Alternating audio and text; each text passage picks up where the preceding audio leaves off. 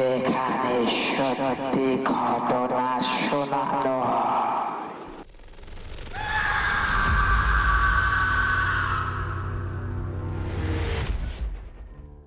আজ আমাদের ন্যাড়া পোড়া, কাল আমাদের দোল। পূর্ণিমাতে চাঁদ উঠেছে, বলো হরি বল। হ্যালো বন্ধুরা, সবাইকে জানাচ্ছি অগ্রিম দোল পূর্ণিমা শুভেচ্ছা, ভালোবাসা এবং প্রণাম। সবাই বুঝতেই পারছো যে আমার গলার অবস্থা খুবই খারাপ, তো ঠান্ডা লেগে গিয়েছে। তো তোমরা সবাই কেমন আছো? আশা করছি খুব ভালো রয়েছো এবং সুস্থ রয়েছো। প্রেত আত্মা সবাইকে জানাচ্ছে দোল পূর্ণিমা অগ্রিম শুভেচ্ছা, ভালোবাসা এবং প্রণাম। তো বন্ধুরা, এই দোল পূর্ণিমা উপলক্ষেই একটা অন্যরকম ঘটনা, যে ঘটনাটা আজ পর্যন্ত কোনোদিনও আমি শোনাইনি।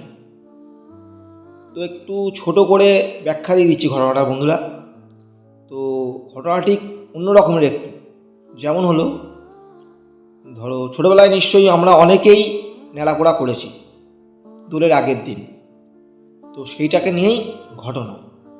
তো বন্ধুরা, চুপটি করে বসে পড়ো, আমাকে ঘটনাটা কে পাঠিয়েছে সেটাও আমি বলে দেবো। তো অবশ্যই কানে হেডফোনটা লাগিয়ে দাও।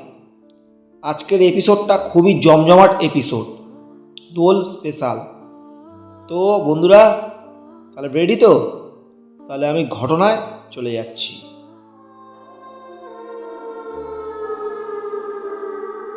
তো বন্ধুরা, তো সবাই ঘটনা একটু মন দিয়ে শুনবে। তো এই ঘটনাটা আমি কালেক্ট করেছি আকাশ বলে একটা ফ্রেন্ডের কাছ থেকে। ওদের এই 5 জনের সাথে ঘটনাটা ঘটেছে। তো প্রত্যেকের নামটা আমি উল্লেখ করে দিচ্ছি। আর এই ঘটনাটা ঘটেছে আমাদের চরণ, নামটা নিশ্চয়ই সবাই শুনেছ, সুজিপুর চরণ, সেখানকার ঘটনা, ওয়েস্ট বেঙ্গল। তো আমি ঘটনাটা ওর থেকেই কালেক্ট করেছি। তো ঘটনাটা ওদের সাথেই ঘটেছে, ঠিক যেমন আমি ঠিক সেইভাবে চেষ্টা করছি তোমার সাথে তুলে ধরার। আমি আকাশ, আমরা 5টা বন্ধু যেখানেই যেতাম, যা কিছু করতাম সব একসাথে করতাম।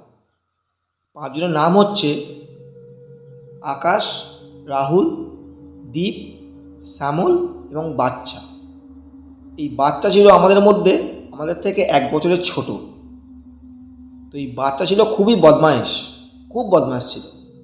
তো আমরা কী করতাম, হোলির দিন, দোল পূর্ণিমার দিন অবশ্যই রং তো খেলবই, কিন্তু তার আগে করতাম কি, বিশাল বড় একটা ন্যাড়াপোড়া করতাম, প্রায় 6 ফুটের মতো হাইট।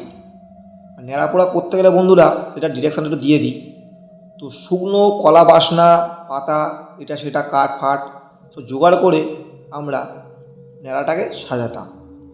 এমনকি ন্যাড়ার যে মুন্ডুটা করতাম সেটা হচ্ছে হাঁড়ি দিয়ে, হাঁড়ির উপরে চক দিয়ে এঁকে মুখ করতাম। তো একদিন বন্ধুরা মিলে ঠিক করা হলো, মানে আমি যেহেতু আকাশ, আমি ছিলাম দলের লিডার। আমি তাই সবাইকে বললাম যে দেখ ভাই, চল, কাল তো হোলি চলেই আসবে, কাল তো দোল পূর্ণিমা, তাহলে ন্যাড়াপোড়াটা শুরু করে দিই আমরা। তো দুপুরবেলা থেকে আমরা কাঠ কুটো পাতা নাতা সব জোগাড়জান্তি করা শুরু করলাম। তো এই কাঠ পাতা আনতে গিয়ে ঘটে গেল আমারই সাথে একটা বাজে ঘটনা। তো আমরা 5টা বন্ধু একটা বিরাট বড় বাগানে ঢুকে গেলাম। চারিদিকে পুরো শুকনো খটখটে পাতা, কাঠ ভর্তি। কলা পাতা বাসনা যেটাকে বলে, সেটা তো দরকার ছিল খুব।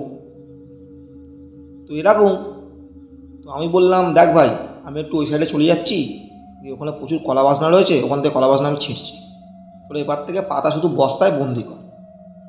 তো বলে আমি ওদের থেকে প্রায় অনেকটা দূরেই গেছি, মোটামুটি যে ডাকলে শুনতে পাবো এতটা ডিস্টেন্স। তো সবাই সবার মতো পাতা পাতা কোড়াচ্ছে ব্যস্ত, আমি কলা বাসনা ছিঁড়তে চলে গেছি।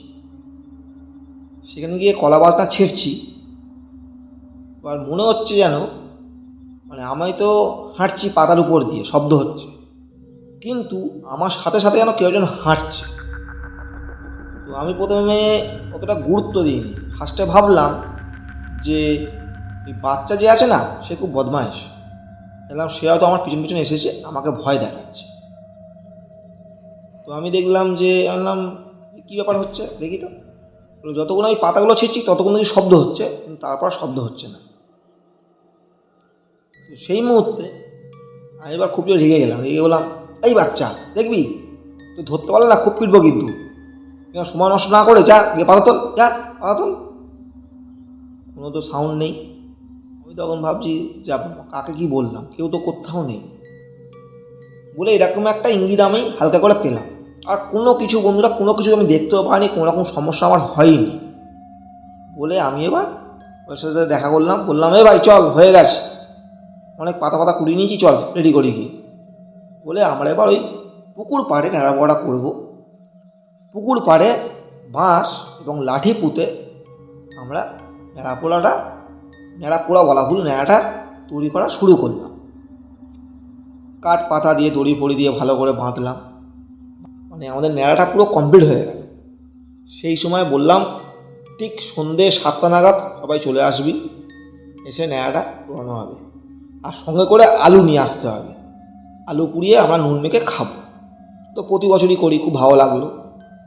তো এরকমই আমি ঠিক করলাম যে আমি একটু আগে আগে যাব। তো সব আশেপাশেই বাড়ি, সব হয়তো 5 মিনিট 10 মিনিট দূরত্ব, আশেপাশেই সব বাড়ি একই পাড়ার মধ্যে। তো আমি যেহেতু লিডার ছিলাম, আমি পকেটে করে 2টো আলু নিয়ে অলরেডি চলে গেলাম সেই পুকুর পাড়ে। তখন কিন্তু বেশ ভালোই অন্ধকার।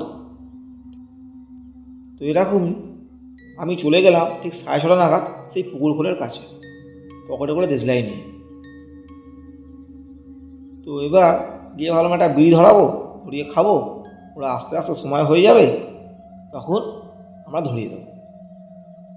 গিয়ে পুকুর খোলে একটা বসার জায়গা ছিল। তো পুকুরের জল যেহেতু শুকিয়ে গেছে অনেকটা, তো মনে করে একটা পরিষ্কার জায়গা ছিল। আর ওখানে ছিল একটা বন্ধুরা কুল গাছ, ঠিক আছে, একটা ভালো বড় কুল গাছ ছিল। তো এবার কুল তো তেমন তো গাছে নেই, সব ঝরে গেছিলো। এবার কি করা হলো, আমি এবার একা একা বসে রয়েছি, বসে একটা বিড়ি ধরিয়েছি, খাচ্ছি। বিড়িটা খাওয়া হয়ে গিয়েছে, তখন আমি দেখলাম যে আমার পিছন দিক থেকে কে হেঁটে চলে গেল। কষ্ট একটা হাওয়া আমি ফিল করলাম।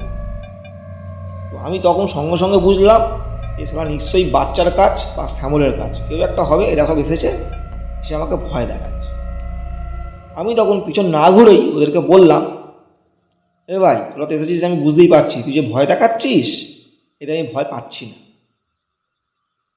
তুই কোনো দিকে সাউন্ড পেলাম না। সেই মুহূর্তে ঠিক কথাটা বলা শেষ করলাম, সেই মুহূর্তে আমাকে পিছন থেকে এরকম ধাক্কা মারলো।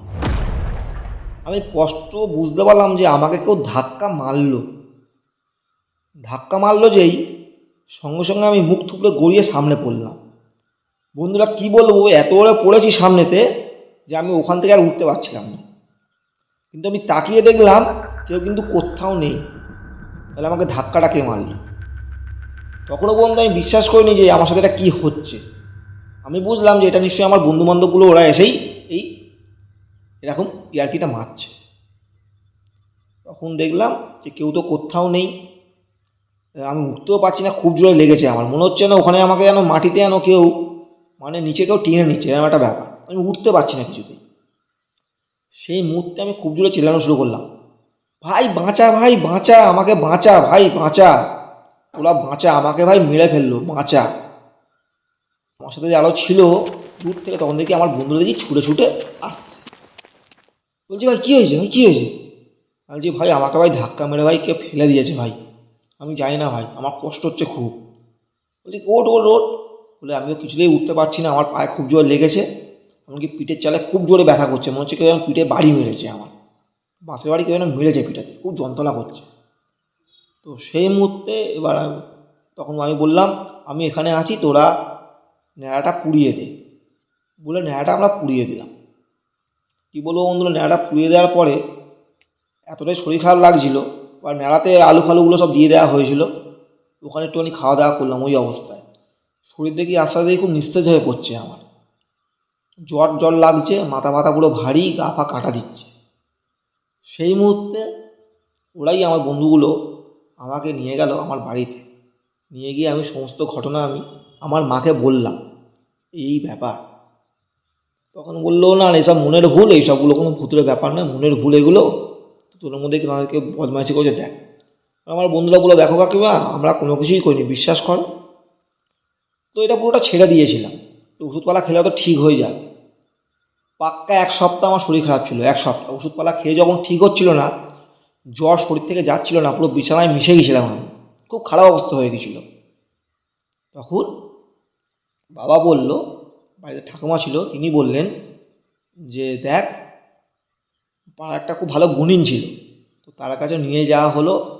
সে সমস্ত কিছু দেখলো, বসিয়ে ঝাড়ালো, ঝাড়ফুঁক করালো, করিয়ে বলছে যে এইটা আমার সাথে ঘটেছে ওই দিনকেই, যেদিনকে আমি গিয়েছিলাম ওই ন্যাড়া পোড়ানোর জন্য দুপুরবেলায় ওই বাগানটায়, যে বাগান থেকে ওই কলা বাসনা নিয়ে আসতে গেছিলাম, সেই বাগান থেকে আমার সাথে এই ঘটনাটা ঘটছে। আর আমার পিছন পিছন সে ছিল।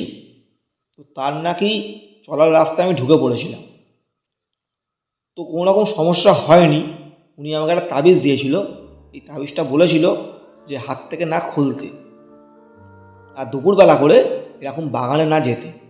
যেহেতু আমার রাস খুব হালকা ছিল, তো তাই জন্য আমার উপর নাকি এটা বেশি ভারী হয়ে গেছিলো, এটাকে বলে হাওয়া বাতাস লেগে গেছিলো। ঠিক আছে, তো আর তারপরে কোনো রকম সমস্যা হয়নি। তো এরকমই হয়েছে আমার সাথে। তো বন্ধুরা, ঘটনাটা তোমাদের কেমন লাগলো? তো যাদের যাদের ভালো লেগেছে এবং খারাপ লেগেছে তারা কিন্তু অবশ্যই সাবস্ক্রাইব করে পাশে থাকবে। ঘটনা আমাকে পাঠিয়েছে চরণ থেকে আকাশ, শ্যামল, দীপ, রাহুল এবং বাচ্চা। তোমাদের সবাইকে অসংখ্য ধন্যবাদ এইভাবে সাপোর্ট করার জন্য, এইভাবে পাশে থাকার জন্য। তোমরা অবশ্যই ভালো থেকো এবং সাবধানে থেকো, সুস্থ থেকো।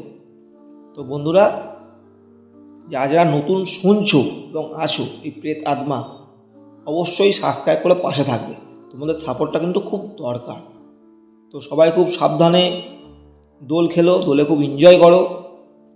তো আজকের মতো বন্ধুরা, টাটা, গুড নাইট, সবাই খুব ভালো থেকো।